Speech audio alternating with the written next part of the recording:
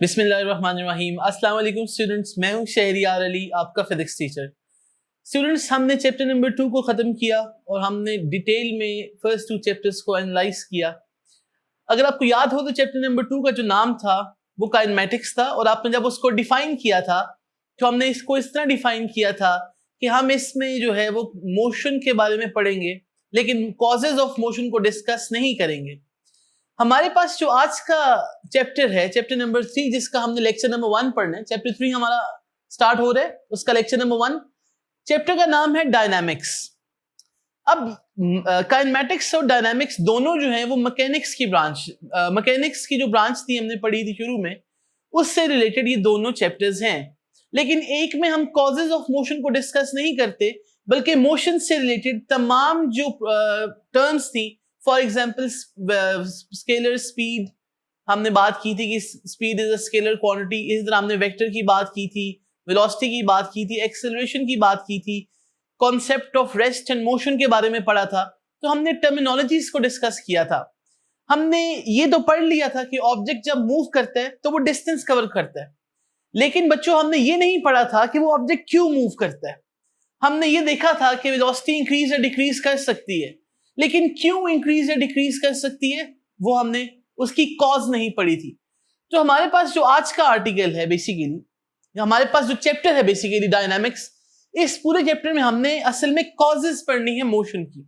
तो बेसिकली जब हम इसको डिफाइन करते हैं, एग्जाम में क्वेश्चन आते होते हैं इस तरह के, डिफाइन डायनामिक्स, तो आप सबसे पहले लिखोगे कि ये ब्रांच ऑफ फिजिक्स है। Obviously it is the branch of physics in which we are going to deal और study the causes of motion. अब हमने ये पढ़ना है कि एक ऑब्जेक्ट जब स्पीड अप करता है तो उसकी स्पीड अप यानी कि इंक्रीज होने की रीजन क्या होती है। ऑब्वियसली कॉमन ऑब्जर्वेशन है, आप एक्सेलरेटर पे पाँव दबाते हैं, जैसे हम आम जुबान में बोलते हैं एक्सेलरेटर, पेडल जो होता है बेसिकली, तो आपकी स्पीडोमीटर आपको राइज शो करवाता है। आप बाइक पे होते हो तो आप उसका जो स्पीड इंक्रीज करने के लिए उसका एक्सेलरेटर को घुमाते हैं, तो स्पीड में इंक्रीज आपको नजर आता है स्पीडोमीटर के ऊपर। इस स्पीड इंक्रीज होने की रीजन क्या है। अब आप बोलोगे सर ये तो बड़ा आसान काम है, हमने पेडल दबा दिया स्पीड इंक्रीज होगी। ऐसा नहीं है, इतना आसान नहीं है। इसके बैक एंड पे क्या क्या फोर्सेस इन्वॉल्व है, असल में हम उसके बारे में पढ़ेंगे यहाँ। क्यों ऐसा हुआ कि उसकी स्पीड इंक्रीज कर गई, या जब ब्रेक लगाते हैं तो क्यों वही स्पीडोमीटर जो इंक्रीज कर होता है वापस आ जाता है जीरो की तरफ या डिक्रीजिंग ऑर्डर की तरफ। तो हमने क्या करना है, इस डायनामिक्स की ब्रांच में डील करना है किसके साथ, कॉजेज ऑफ मोशन। तो हमारा अल्टीमेट जो रिजल्ट है, जो इस चैप्टर का निचोड़ जिसे हम बोलेंगे, हमने कॉजेज ऑफ मोशन को पढ़ना है। तो इसके लिए सबसे पहले यानी कि अब डिफाइन करने के बाद हम सबसे पहले अब एक कॉन्सेप्ट अंडरस्टैंड करेंगे, और वो है कॉन्सेप्ट ऑफ फोर्स।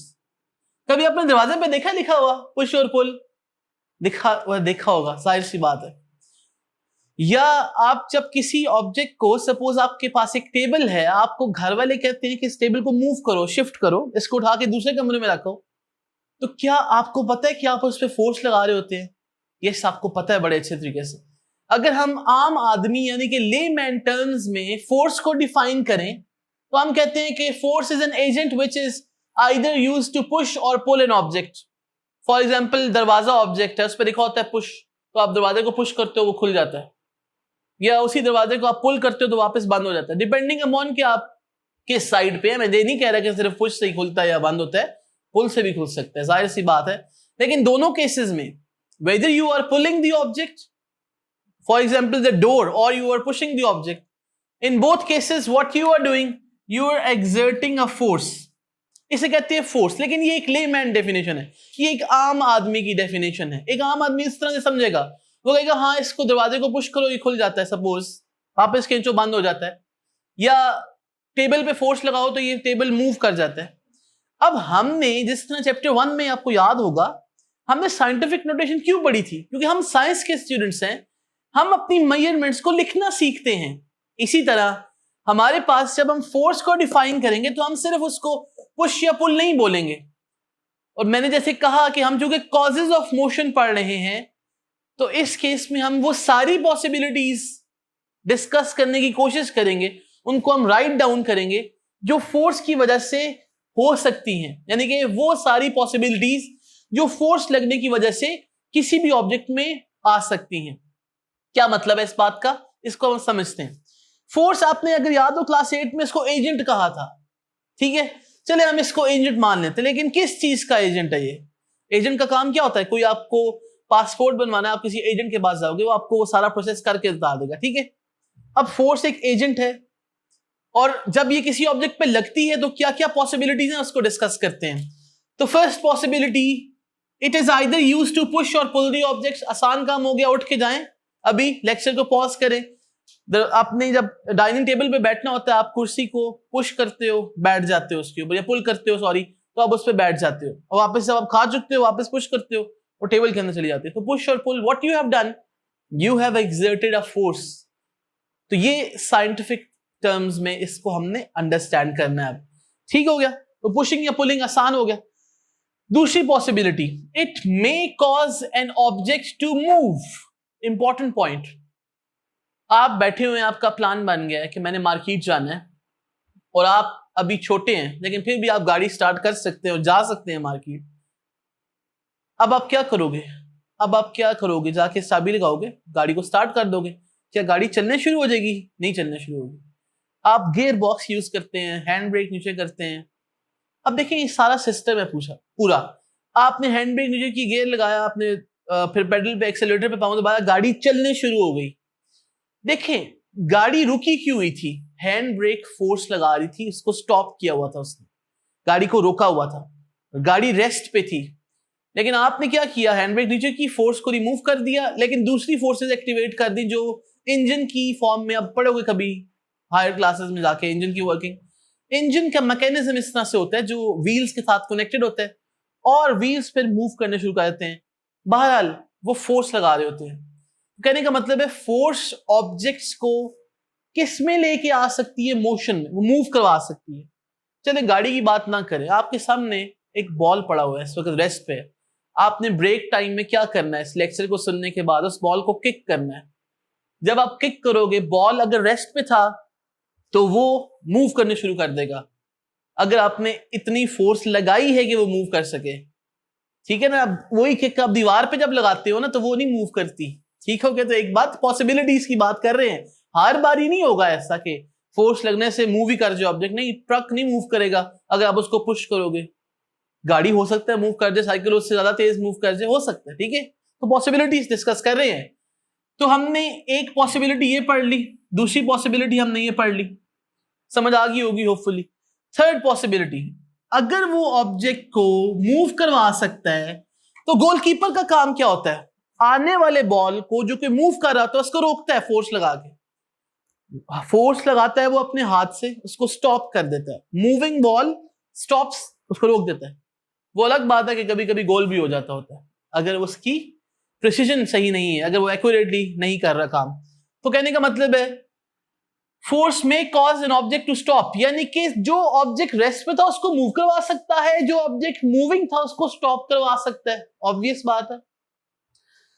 आप जब सीखते थे, याद है आपको, साइकिल चलाना सीखते थे, जब आपने 4 टायर्स पे साइकिल सीखी और फिर एक एक टायर को रिमूव करने शुरू किया, उसके जो व्हील्स होते हैं सॉरी, तो आपके फादर आपके साथ खड़े होते थे, या चले आपके जो भी आपको सिखा रहा था वो साइकिल, वो खड़ा होता था आगे उसको आपको सेव करने के लिए। तो वो मूविंग ऑब्जेक्ट है, आप और आपका साइकिल, और आपको रोकने की कोशिश कर रहे थे। तो इस तरह से भी आप फोर्स लगा के ऑब्जेक्ट्स जो मोशन में थे उन्हें रेस्ट पे लेके आ सकते हो। दोनों पॉसिबिलिटीज हैं, ठीक है। फोर्थ पॉइंट में हमने लिखा है कि it may change the direction of motion.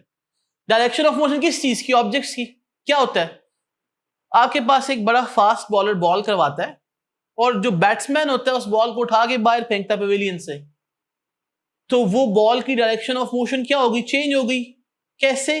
Ball आ रही थी टुवर्ड्स द बैट्समैन, उसने हिट किया, फोर्स लगाया बैट्समैन ने, तो बैट से जो फोर्स लगी वो direction of motion of the ball change हो गई।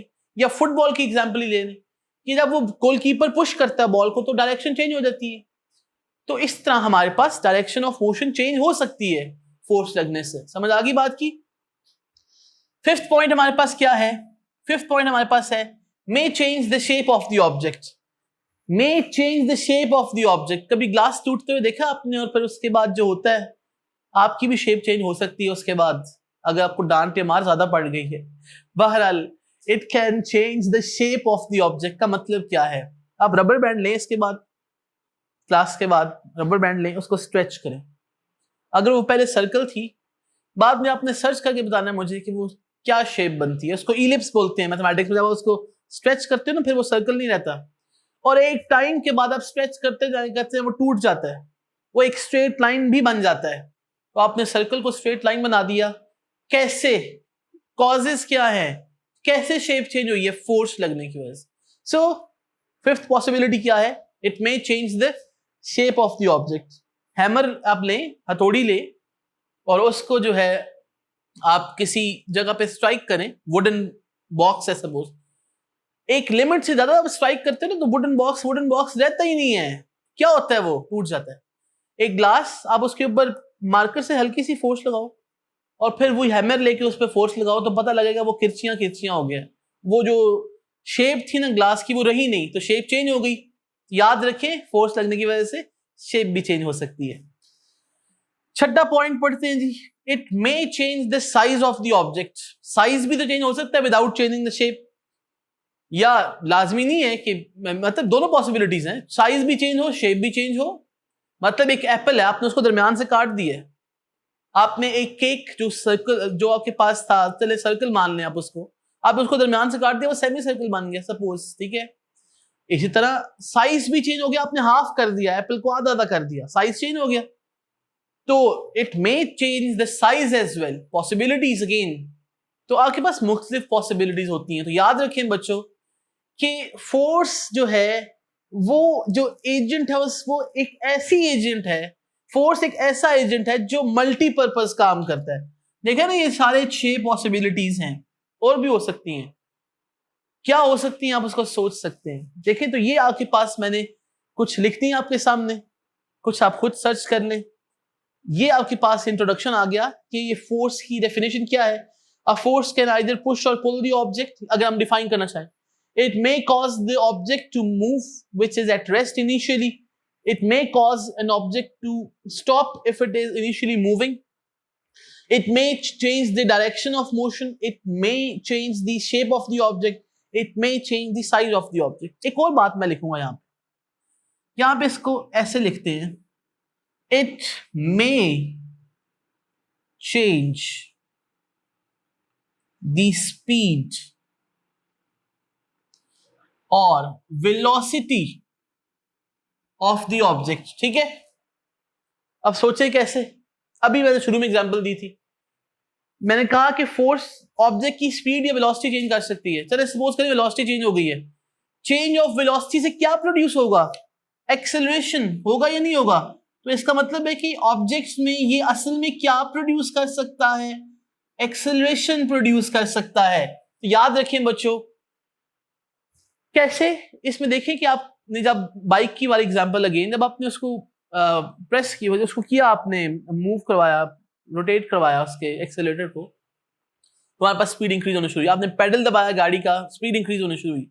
चेंज ऑफ स्पीड या change of velocity, magnitude of velocity speed basically, तो मैग्नीट्यूड ऑफ वेलोसिटी जो है, अगर वो स्पीड है, अगर वो चेंज हो रही है या डायरेक्शन चेंज हो रही हो, यानी कि ये चीज भी चेंज हो रही हो और ये भी चेंज हो रही है, तो क्या प्रोड्यूस होगा, सॉरी, वेलोसिटी का मैग्नीट्यूड यानी कि स्पीड अगर चेंज हो प्लस डायरेक्शन भी चेंज हो रही हो, तो क्या प्रोड्यूस होगा फिर, एक्सेलरेशन, यानी कि एक्सेलरेशन चेंज ऑफ वेलोसिटी होता है बेसिकली। तो हमारे पास अब आपके पास ये भी पॉसिबिलिटी है, तो अब आप इसको एनालाइज कर सकते हैं।